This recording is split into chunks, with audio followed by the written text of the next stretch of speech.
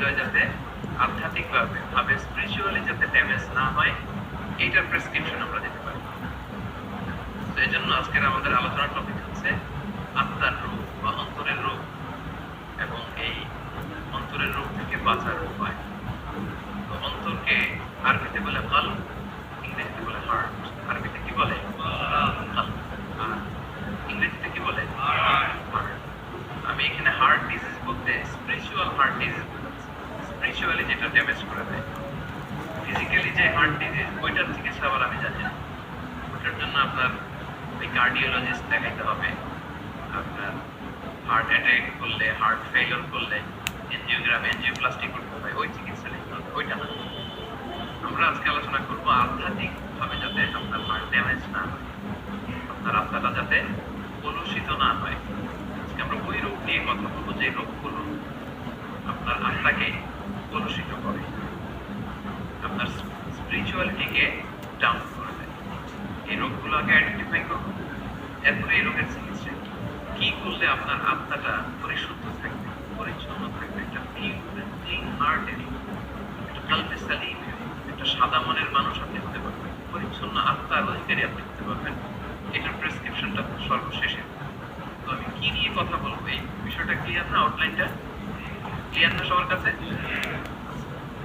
আমি শুরুতে সূরাতুশ শুআরার একটা আয়াত তেলাওয়াত করছি, যেখানে আল্লাহ তাআলা বলছেন ইয়াউমা লা ইয়ানফা'ু মালুন ওয়ালা বানুন, সেদিন আপনার সম্পদ, আপনার সন্তান কাজে আসবে।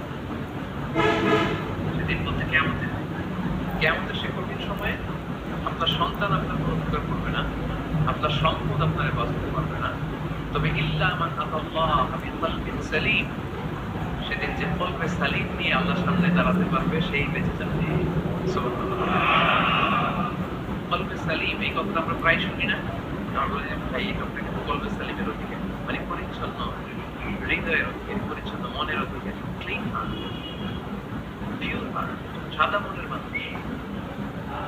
সাদা মনের মানুষ যদি হতে পারেন, একটা পরিচ্ছন্ন আত্মা বা হৃদয়, একটা পরিশুদ্ধ অন্তর দিয়ে যদি আপনি আল্লাহর সামনে দাঁড়াতে পারেন, তাহলেই আপনার নিশ্চিত হবে আপনার সম্পদ, আপনার সন্তান, আপনার দাপট, আপনার ক্ষমতা, কিছুই আপনাকে বাঁচাতে পারবে।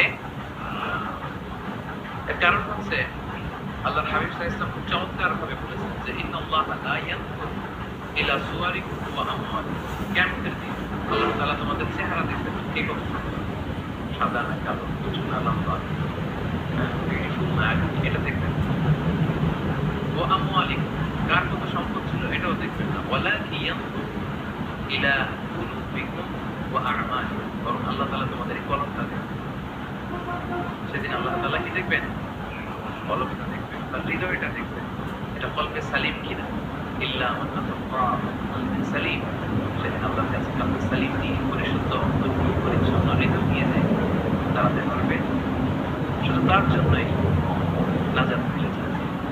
তাহলে কিয়ামতের দিন আল্লাহ মানুষের চেহারা দেখেন, সম্পদ দেখেন, দেখেন কি? কলব, হৃদয়। কি দেখেন? হৃদয় দেখবেন। আরেকটা জিনিস দেখবেন, ওয়া আমালিকুম, আমল দেখবেন, তার হৃদয়টা কেমন, তার আমলটা কেমন ছিল। এবং আল্লাহর হাবিব সাল্লাল্লাহু আলাইহি ওয়াসাল্লাম বলেছেন যে আলা ওয়া ইন্না ফিল জাসাদি মুদগাহ ইযা সালাহাত সালাহাত জাসাদু ওয়া ইযা ফাসাদাত ফাসাদাল জাসাদু কুল্লু আলা ওয়া হিয়াল কলব। রাসূল সাল্লাল্লাহু আলাইহি ওয়াসাল্লাম বলেছেন, নিশ্চয়ই তোমাদের দেহের মধ্যে একটা গোশতের টুকরা আছে, যে পিস অফ ফ্লেশ, ইযা সালাহাত সালাহাত জাসাদু, এই গোশতের টুকরাটা যদি ভালো হয়ে যায় পুরো দেহটা ভালো হবে। আর এই গোশতের টুকরাটা যদি ড্যামেজ হয়ে যায় বা করাপ্ট হয়ে যায়, পুরো দেহটা খারাপ হয়ে যায়। আল্লাহ হাবিব সাল্লাল্লাহু আলাইহি ওয়াসাল্লাম বললেন যে আলা ওয়া হিয়াল কলব, জেনে রাখো এটা হচ্ছে কলব, হৃদয়।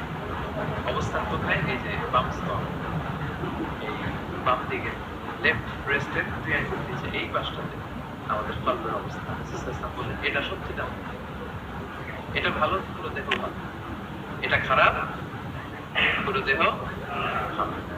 তো এই জন্য এই গুরুত্বপূর্ণ যে অঙ্গটা, এটার পরিচর্যার দরকার আছে না নাই? হ্যাঁ, পরিচর্যার দরকার আছে না?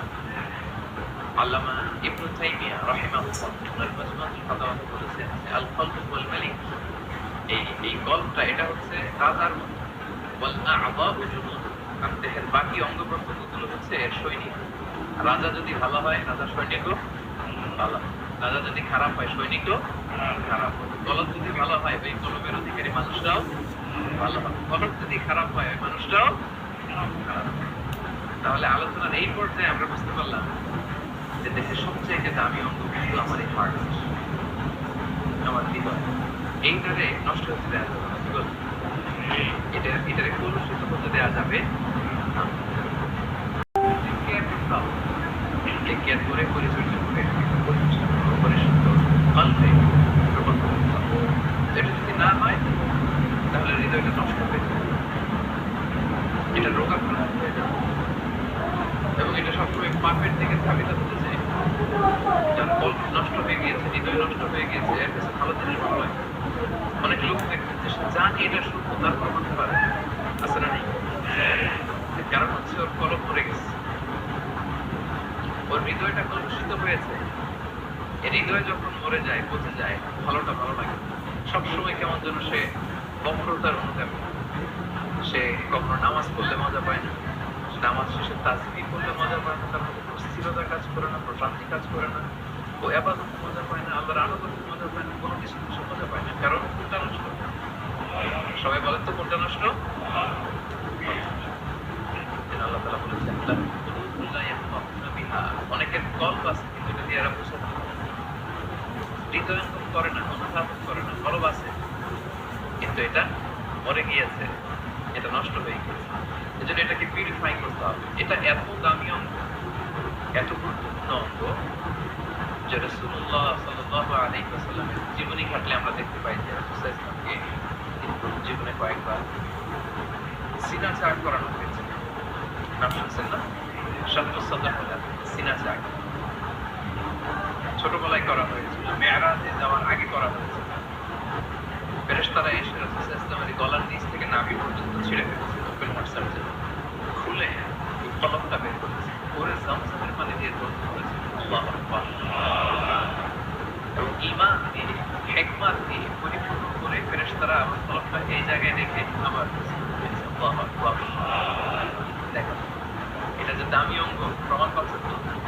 খোদ রাসূলুল্লাহ সাল্লাল্লাহু আলাইহি ওয়াসাল্লামের আত্মাটা কলমটা যেন পরিশুদ্ধ থাকে, কলবে সালিম যেন থাকে, যেহেতু গোটা উম্মার হৃদয়কে তিনি পালন করবেন।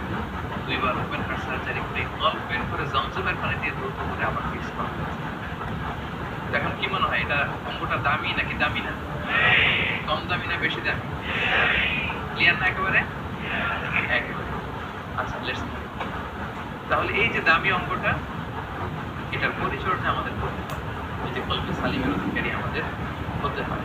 কিন্তু কিছু রোগ আছে যে রোগগুলো আমার এই দামি অঙ্গটাকে ড্যামেজ করে দেয়, কলুষিত করে দেয়, নোংরা করে দেয়, ডাউন করে দেয়। আস্তে আস্তে এটা জীবিত থাকে, এটা মৃত অন্তর হয়ে যায়, কিছু ভালো লাগে না। দেখতে কিন্তু সুস্থ, দেখতে কি একেবারে সুস্থ। তো ইসলামের কথা বললেই গায়ে জ্বালা আছে না নেই? হবে।